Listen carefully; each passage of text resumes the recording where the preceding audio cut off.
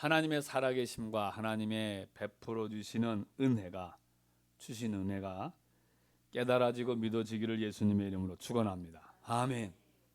하나님께서 은혜를 베풀어 주셨다라고 하는 것이 깨달아지고 믿어지는 게 정말 중요합니다.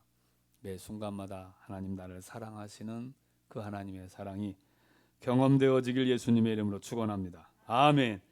미국에 윌리엄 헐스트라는 사람이 있었습니다. 옛날에 한번 얘기한 내용이에요.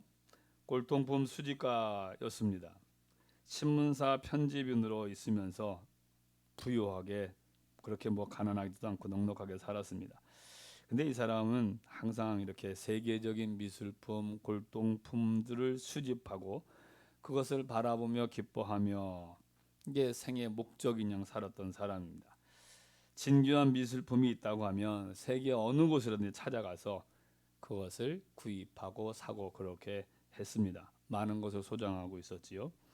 어느 날 유럽에서 왕족이 사용했다라고 하는 도자기 그릇 하나를 듣게 되었습니다. 그래서 그 도자기 사진을 보게 되니까 너무 멋있는 거예요. 가슴이 뛰기 시작합니다. 열심히 또 돈을 모았어요.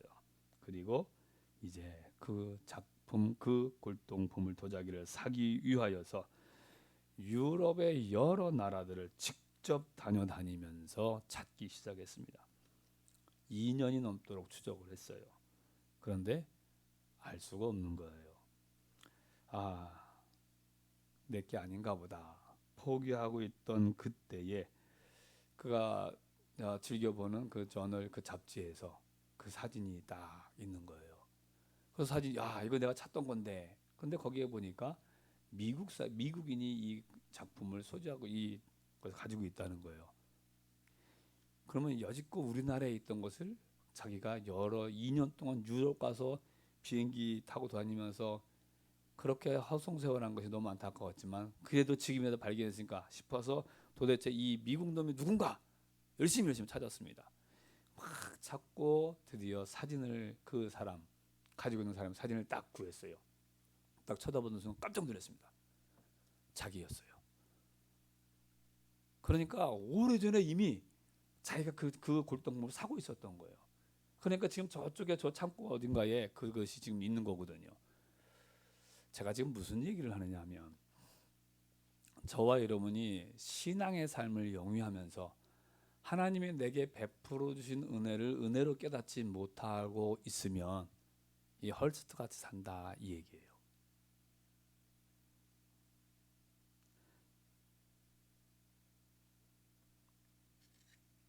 지금 내게 벌어지는 나의 모든 삶의 형편, 환경, 원망과 불평으로 볼 수도 있는 형편과 환경, 이 지금 상황에 이 현실에 대하여서 하나님의 계획 속에 있다라고 하는 것을 내가 깨닫지 못하면 다른 사람들은 나를 보면서 참 부럽다라고 할지 몰라도 정작 깨닫지 못한 그 사람은 괴로운 거예요. 불편한 것입니다. 언젠가도 한번 말씀을 드렸듯이 그 세계에 이렇게 돌아다니는 그 큰 배 있잖아요. 유람선. 그게 뭐죠? 안 타봐서 모르죠. 엄청나게 큰 배에 한 달 동안 고맙습니다. 이걸 타고 싶으신 사람이 있었어요. 그래서 열심히 돈을 모았습니다. 그거 타고서 크루즈 타고서 여행하고 싶어갖고 열심히 돈을 모아서 드디어 그 금액이 완성이 되어서 그 배에 탔습니다. 일주일 만에 이 사람이 선장을 찾아갔어요. 선장한테 사정합니다. 선장님, 제발 부탁인데 나에게 먹을 것 좀 주세요. 나에게 일거리를 주세요. 내가 밥값하겠습니다. 그랬더니 그 선장이 깜짝 놀라서 손님 무슨 말입니까? 당신은 이미 이 뱃삭을 지불했을 때 거기에 이미 당신의 음식값, 당신이 묵을 객실값까지 다 된 거예요. 이렇게 얘기를 했어요. 이미 밥값 다 지불했는데 뱃상 내고 밥값 따로 내고 방값 따로 내는 줄 알고 자기는 뱃상만 준비했다 싶어서 안 먹고 일주일 동안 버티고 있었던 거예요. 에이 목사님 웃기고 그런 게 어디 있어요? 맞아요. 그런 게 어디 있겠어요. 근데 예수 믿는 사람 가운데 그런 사람이 있다는 거예요.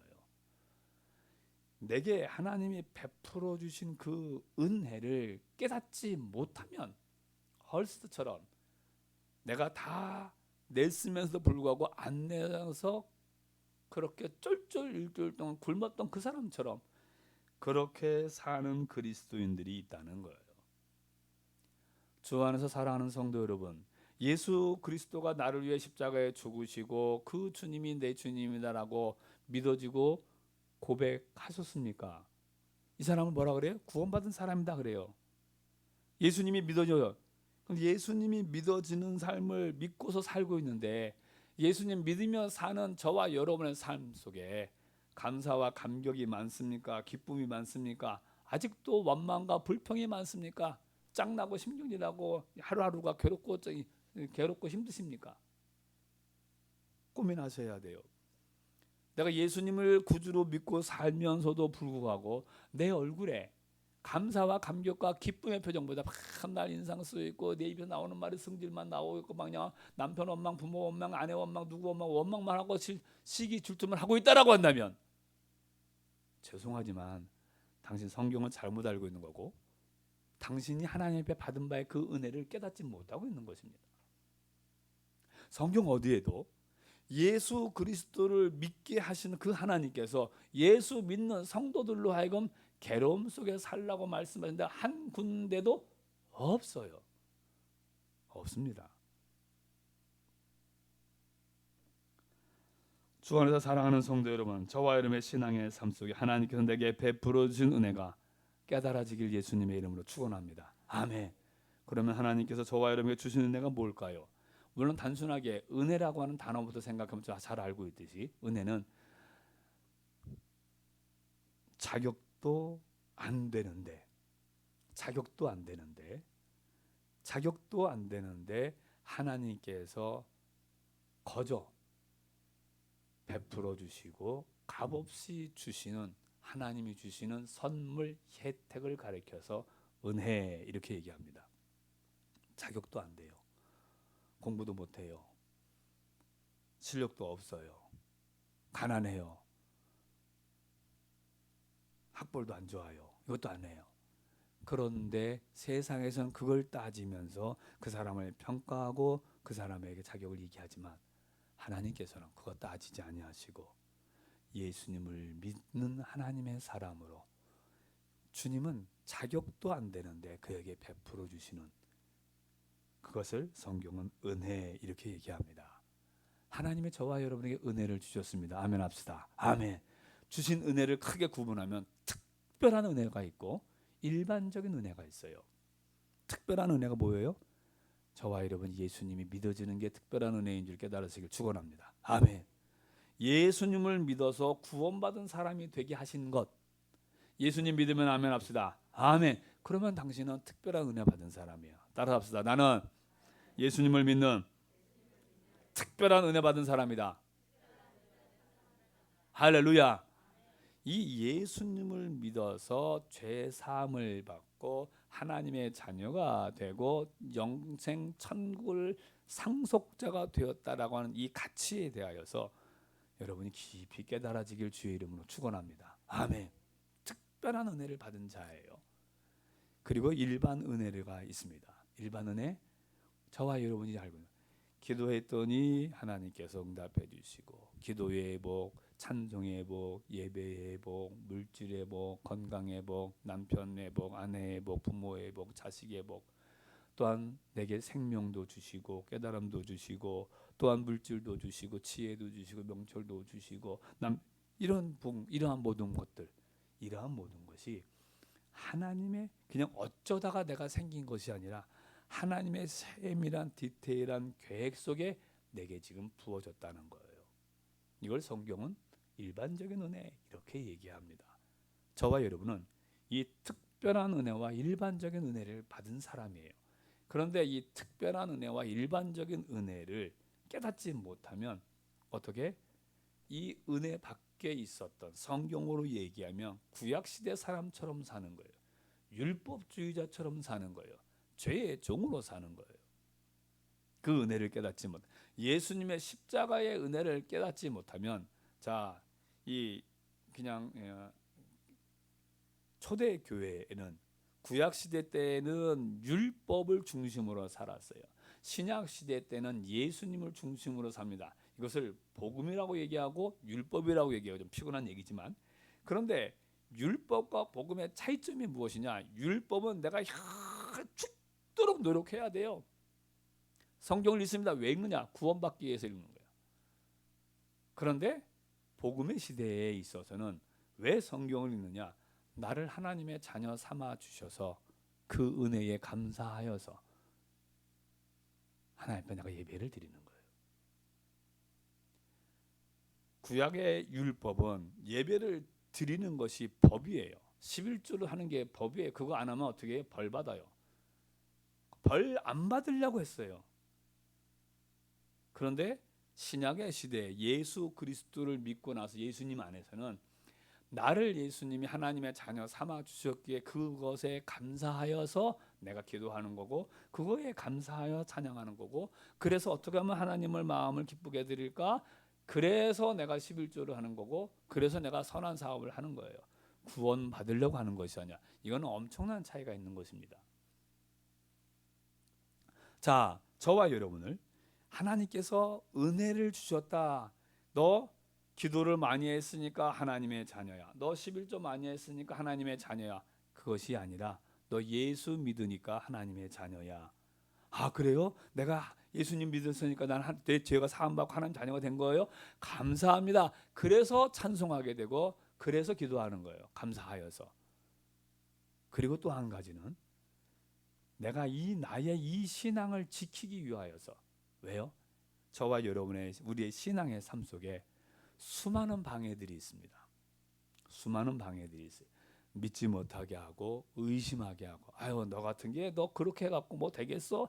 라고 우리의 생각을 흐트러 놓는 그러한 세력들이 있어요. 그래서 내가 속지 않으려고, 따라합시다. 속지 않으려고. 이것을 성경에서는 뭐라고 하냐, 헛되지 않으려고 다름질한다 이렇게 되어 있어요. 내 믿음이 헛되지 않도록 속지, 얼마나 많이 지금 역사적으로 수많은 형편 환경들 속에서 성도들의 신앙을 훼손시키려고 속이는 행동들이 너무너무 많이 나왔어요. 이 성경이 기록될 때 당시를 초대교회 당시라 그래요. 초대교회의 교회 안에, 제가 지난번에 그런 말씀했어요.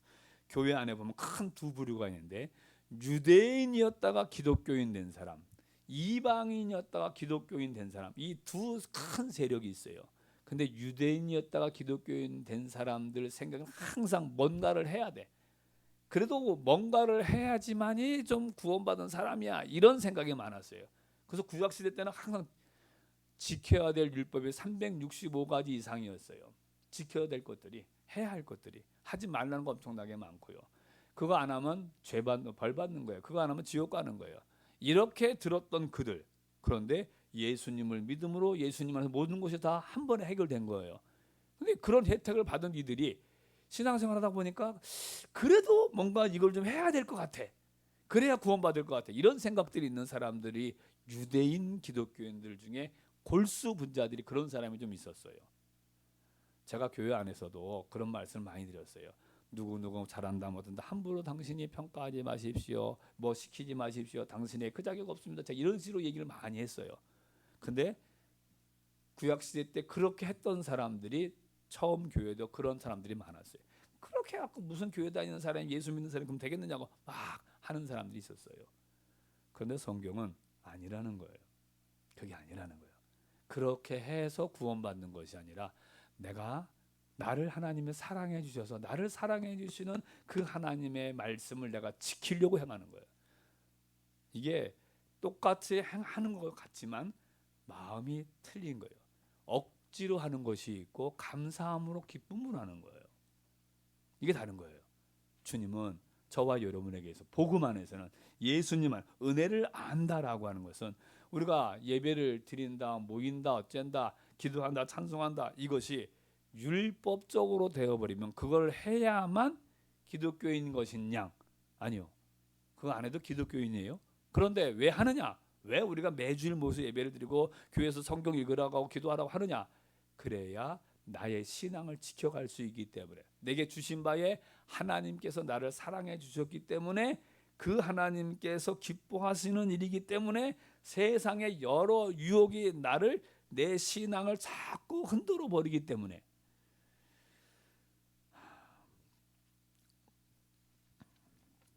어저께 밤에 전화가 왔어요. 목사님,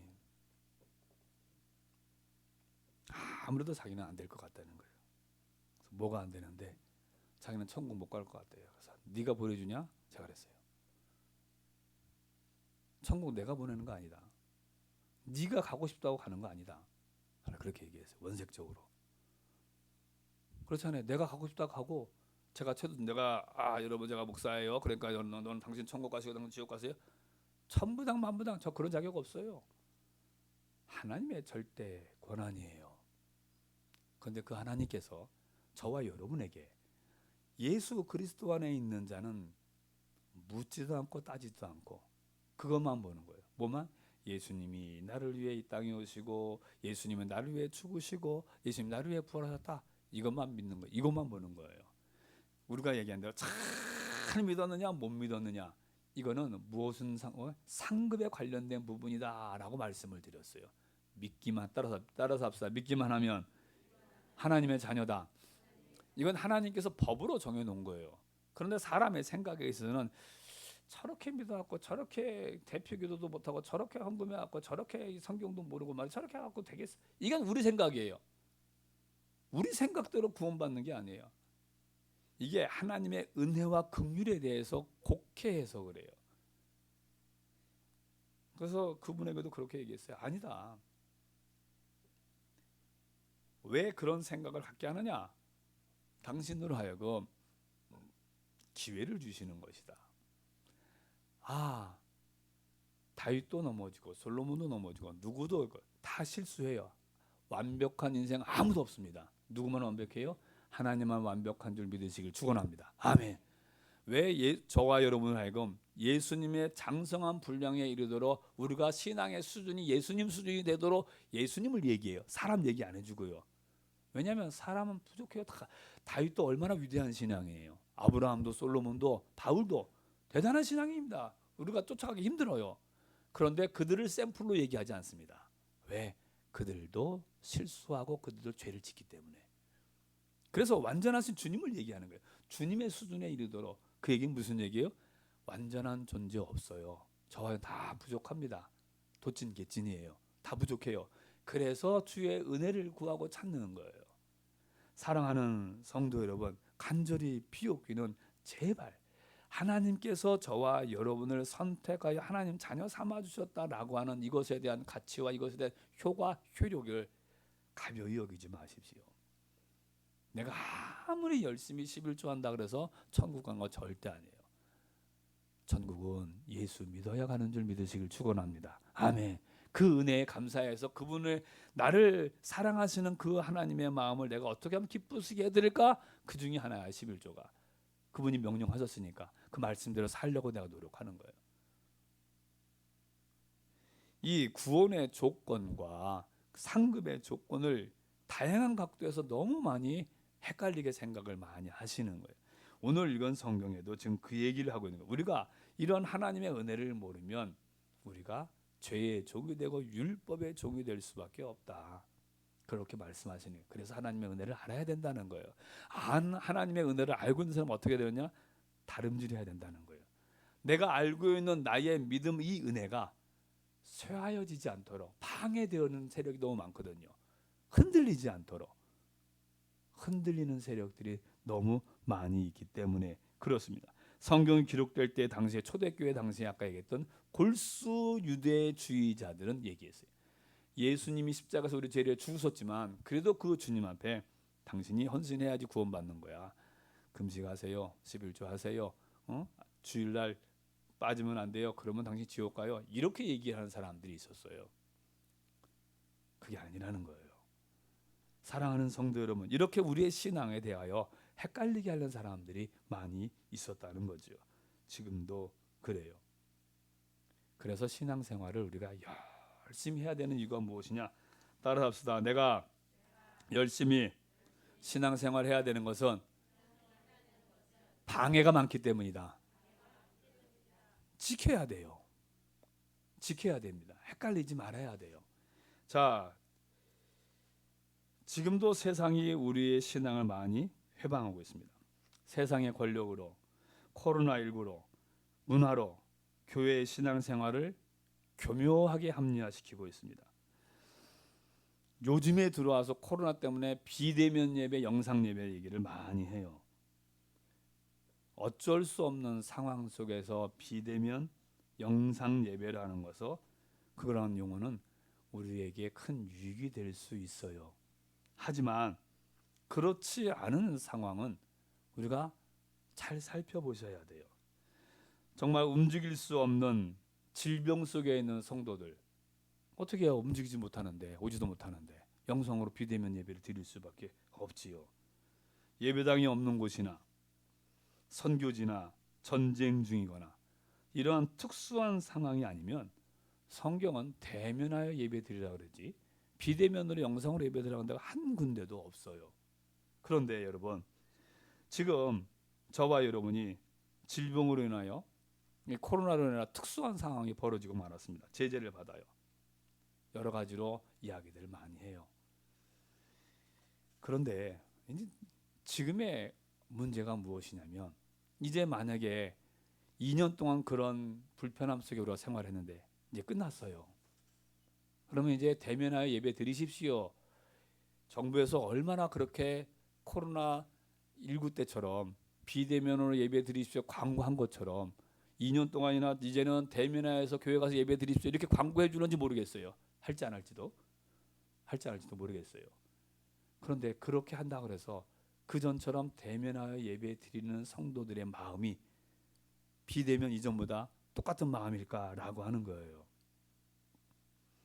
한번 곰곰이 우리가 한번 생각해 보셔야 돼요. 저와 여러분에게 있어서는 안타깝게도 저도 그렇고 죄의 속성들이 남아 있어요. 충분히 와서 예배 드릴 수 있음에도 타협하려고 하는 그러한 것이 약간씩 우리 속에 들어옵니다. 은근슬쩍. 내가 꼭 이렇게 해야 돼. 한 번, 두 번 이랬다 그래서 하나님께서 나를 벌 주겠어? 이런 생각에서부터 말이에요. 한 번이 어렵지. 한 번, 두 번 자꾸 타협해 나가려고 하는 우리들의 속성들이 있잖아요. 지금 교회의 지도자들, 총회 또 여러분들의 우려가 그거예요.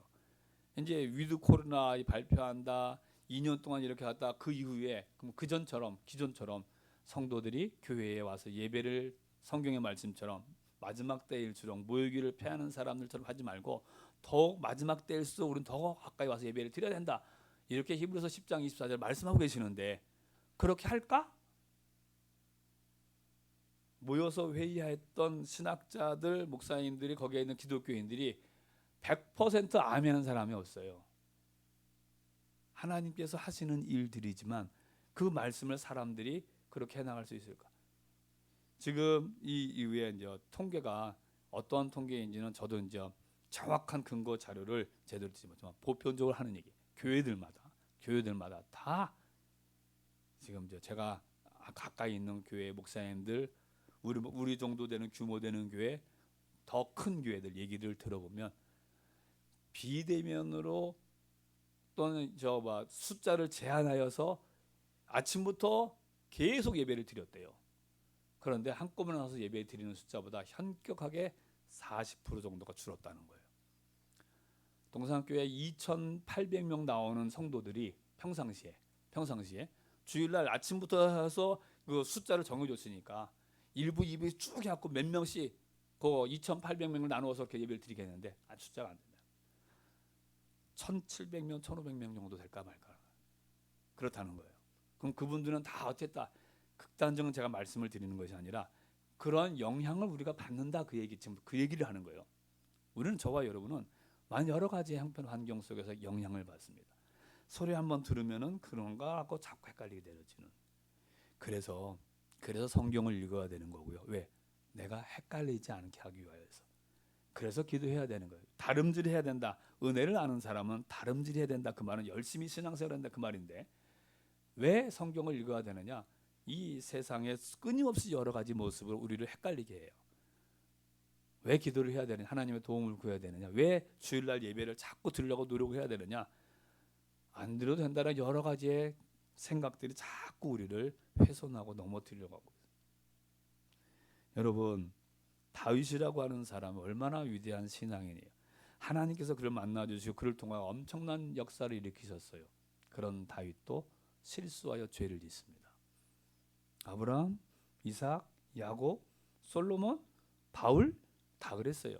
우리가 지금 갈라디아서 2장 10절까지 읽었는데 11절 이후에 보면 이때 당시에 초대교회 당시에 대표적인 예수님의 제자 누구예요? 베드로예요. 근데 베드로가 잘못하는 장면이 나옵니다. 골수 유대인들은, 교회에 있는 유대인들조차도 이방인과 함께 모여서 교제한다, 밥 먹는다, 차 한잔 마신다, 이거 수치로 여겼어요. 안 되는 걸로 생각을 했어요. 그게 유대인들의 가지는 그 종적인 생각이에요. 그런데 예수님의 십자가 안에서 그것이 허물어졌어요. 그것을 증거하고 선포한 사람들이 누구냐? 예수님의 제자들이었고 바울이었어요. 그런데 골수 유대인들 가운데 그러면 안 된다라고 말하는 사람들이 있었던 거예요. 그런데 11절 이후에 보면 베드로가 이방인과 더불어서 밥을 먹다가 골수 유대 분자들이 찾아왔어요. 그 순간에 베드로가 도망가 버렸어요. 이방인 성도들은 거기에서 같이 밥을 먹다가 베드로가 도망가 버리니까 이건 있어서는 안 될 일이에요. 즉 다시 얘기하면, 쉽게 얘기하면 목사님이 초신자 집에 신방을 한 거예요. 근데 신앙생활 잘하고 있는 사람들 어떻게 목사님이 초신자들한테 신방 고시나 막 그럼 소리 지르고 있는 거예요. 그것을 거기서 목사님이 그러니까 초신자들이니까 신방해야 되고 하는 말씀 가르쳐야 됩니다. 해야 되는데 뒷공무 빼고 도망가 버렸다니까. 그게 지금 갈라디아서에서 나오는 말씀이에요. 제가 지금 말씀드리려고 하는 논지는, 우리가 예수 그리스도를 통하여 구원받은 하나님의 백성이라고 한다면 구원받은 성도로서 내 구원의 가치를 알아야 되고 그 은혜를 알아야 되는데, 그 은혜를 지키기 위하여서 우리는 열심히 성경은 다름질해야 된다, 신앙생활을 한다는 거예요. 왜? 내가 흔들리지 않게 하기 위하여서 말이에요. 우리의 신앙이 성장하기 위해서 말입니다. 저와 여러분의 신앙의 삶 속에 내게 주신 바 은혜를 알고 내게 주신 바의 그 믿음이 쇠하여지고 흔들리지 말기를 예수님의 이름으로 축원합니다. 아멘. 자, 그 다음에 성경이 우리가 뭘 말씀하고 있느냐면, 은혜를 받은 사람, 구원받은 사람은 은혜를, 내가 받은 바 은혜를 다른 사람들도 알게 해야 한다는 거예요. 자, 9절 읽어보겠습니다. 시작. 또 기둥같이 여기는 야고보와 게바와 요한도 내게 주신 은혜를 알므로 나와 바나바에게 친교의 약속을 하였으니. 아멘 합시다. 아멘. 이 말을 여러 가지로 얘기할 수 있지만 쉽게 얘기하면 여기서는 바울을 얘기하는 거예요. 기독교인, 예수 믿는 이 사람에게 주신 하나님의 은혜를 야고보도 알고 게바도 알고 요한도 알고, 예수님의 대표적인 제자들이지요. 여기서 야고보는 예수님 내 동생인 야고보이고, 그런 교회들도 알았다는 거예요. 아, 바울을 받은 사람이구나, 예수님 믿는 사람이구나, 알았다는 거예요. 이거 알게 하며 사는 것이 저와 여러분이 해야 할 일이라는 거예요. 저와 여러분의 신앙의 삶 속에 내가 예수 믿는 사람이라는 것이 증거되어지기를 예수님의 이름으로 축원합니다. 아멘. 어떻게 해요? 다이렉트로 예수 믿으십시오라고 나를 나타낼 수 있습니다. 그러나 그렇지 않고 어떻게 내게 주신 삶 속에서 감사하며 살아갈 때, 아무리 봐도 감사가 아닌 건데도 불구하고 감사하며 살아요. 돈도 없고 백도 없으면서도 늘상 기뻐하며 감사함으로 삽니다. 이것이 행복이 그러면서 살고 있어요. 그럼 주변 사람들이 보게 되잖아요. 내가 알고 있는데 이렇게 힘들 텐데 저 사람의 저 집 내외는, 저 집 가정은 항상 웃음꽃이 피네, 저 집 남편과 아내는 항상 인상이 찌푸러져 있는 것이 아니라 항상 편안해. 저렇게 힘들고 아플 텐데도 불구하고 어떻게 저렇게 저 얼굴은 평안한 얼굴이지? 이렇게 사람들이 알게 된다는 거예요. 어떻게 할 때? 내가 주의 사랑으로 감사하며 살아갈 때. 그게 성도의 참된 모습인 줄 깨달으시길 축원합니다. 아멘. 감사하며 사십시다. 그리고 또 한 가지는 어떻게 해요? 그 감사하며 살며 이웃을 향하여서 베풀어 주는 거예요. 나누어 주는 거예요. 베풀며 나누며 살아가는 그 삶이, 그것이 바로 은혜 받은 성도가 은혜를 알게 하는 것인 줄 깨달으시길 예수님의 이름으로 축원합니다. 아멘. 두 사람 소개하고 말씀을 마치겠습니다. 한 사람은 저쪽에 사는 사람, 유럽에 있는 저쪽 외국 사람이에요. 헬런 켈러라고 하는 사람. 이 사람 알다시피 장님이었습니다. 덩어리였습니다. 귀머거리였습니다. 삼중 고통을 갖고 있는 그 장애자예요. 그러면서도 그러한 불행한 가운데에서도 사람들이 눈, 코, 입, 귀 다 있는 사람들이 하지 못하는 일들을 엄청나게 많이 했어요. 좋은 책도 서술을 하고 아무튼 뛰어난 학술 생활을 했던 그러한 여인이지요. 그 여인이 말년 나이를 많이 먹고 은퇴하고 나이 많이 먹었던 그때에 어느 사람 기자가 와서 묻습니다. 헬런 켈러 여사님, 육체적인 고통과 함께 평생을 사셨는데 당신을 그렇게 살게 하신 하나님이 원망스럽지 않습니까?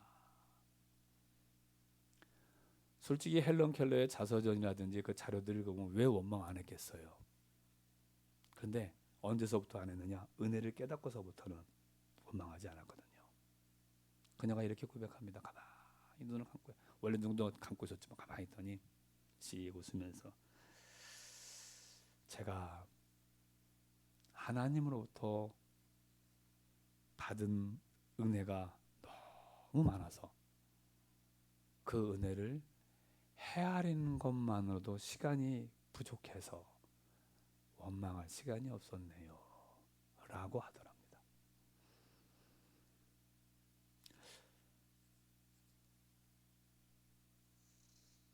그녀가 죽을 때 이렇게 죽었대요. 유언이,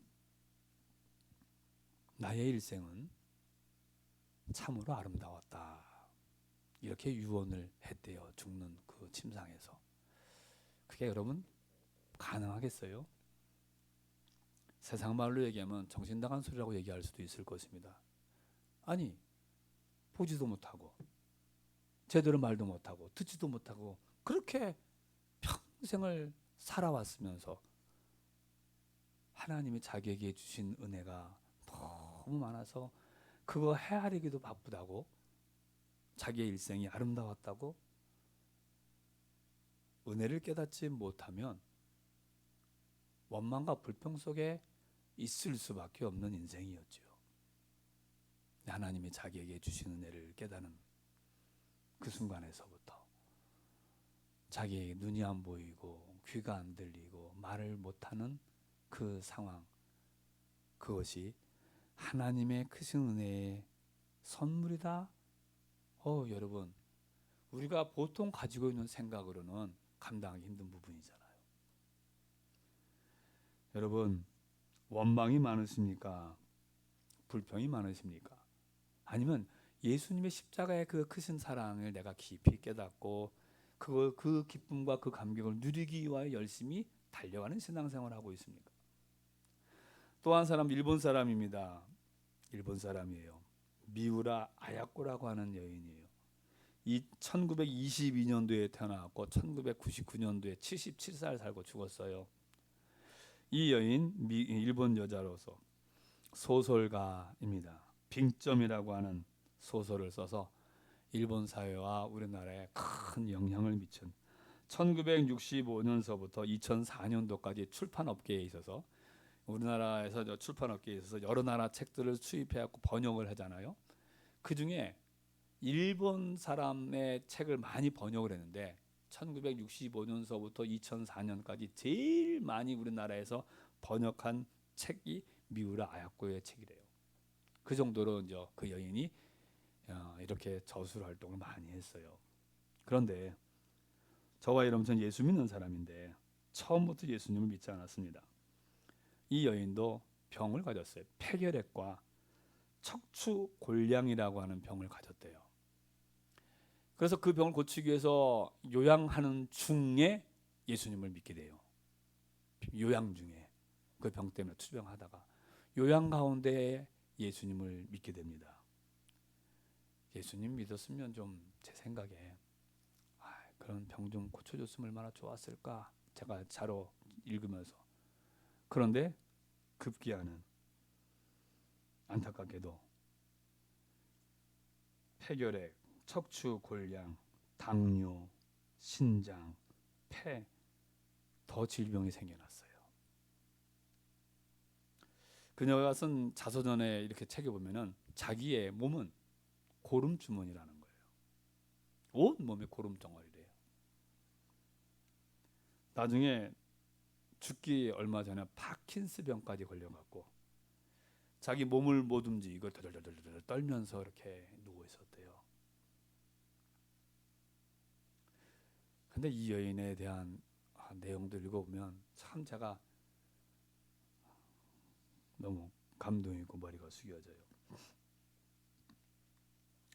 이 미우라 부부가, 남편도 신앙생활을 했어요. 두 사람이 신앙생활을 하고 가정을 꾸미며 살면서 이제 잡화점을 운영했대요. 조그만 잡화점을 운영을 했는데 하나님께서 얼마나 많이 부어주셨는지 조그만 잡화점에서 점점 커가기 시작하는 거예요. 엄청나게 커졌어요. 막 그냥 너무 눈꽃을 져서 바빴어요. 장사가 잘 되니까. 그러다가 이렇게 고개를 들고 옆 가게를 봤더니 손님들이 다 우리 가게로 오고 저 옆 가게는 가지를 않아요. 저 옆 가게에도 애가 있는데, 부부가 먹고 살아야 되는데, 그 순간 두 내가 손잡고 하나님께 기도합니다. 그리고 그 다음 날서부터 물건을 줄여요. 크리넥스 수지 사주러 왔는데요. 아이고 손님 어떡하죠? 그거 떨어졌어요. 우리 집에 없고요. 저 집에 있어요. 라고 하며 물건을, 잘 나가는 물건들을 하나씩 줄이기 시작합니다. 잘 나가는 물건을.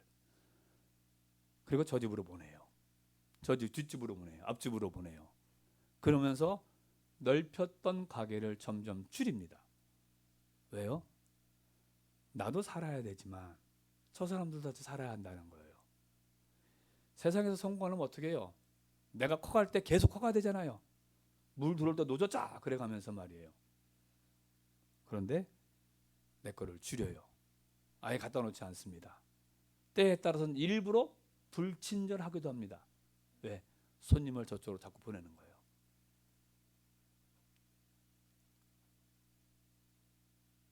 은혜를 알고 있는 그 여인의 모습이에요. 그 내외에. 그러면서 뭐가 남아요? 시간이 좀 남은 거예요. 그래서 자기가 좋아하는 글을 씁니다. 그렇게 해서 당첨된 글이 빙점이라고 하는 글이래요. 그 소설이래요. 예수 그리스도 많은 엄청난 그런 질병을 가지고 있으면서도 다니면서 예수 믿으세요, 예수 믿으세요 이렇게 전도를 하지 않아도 그녀의 글 속에 보면 그리스도의 사랑이 녹아져 있어요. 그리고 베풀고 나누는 삶을 삽니다.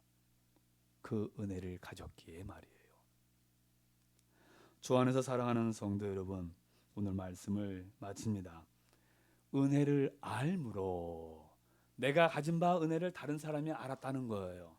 여러분, 저와 여러분의 믿음의 삶을 영위하며 하나님께서 저와 여러분 주신 바에 그 특별한 은혜와 일반적인 은혜를 하나님 나에게 주신 것을 알고 계시고 그 은혜가 나의 삶 속에 풍성하게 열매가 맺어지기 위해 내가 열심히 달려가는 삶을 살고 있습니까? 아니면 헐스트처럼 하나님이 나에게 존귀한 은혜를 주셨음에도 불구하고 망각하고서 살아가고 있습니다. 여전히 원망과 불평 속에 세상 사람들이 추구하는 그러한 복만 추구하면서 세상 사람들과 같이 똑같이 원망하고 불평하고 그렇게 살고 있습니까? 은혜를 가졌으면서도 말이에요. 어떻게 살고 계시는지요? 오늘 저와 여러분이 기억해야 합니다.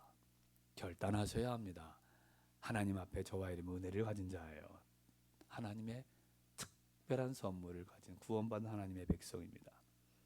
그 은혜의 가치가 경험되어지고 깨달아지고 감사하며 베풀며 나누며 살면 그러한 저와 여러분의 성도의 신앙이 되기를 예수님의 이름으로 축원합니다. 아멘.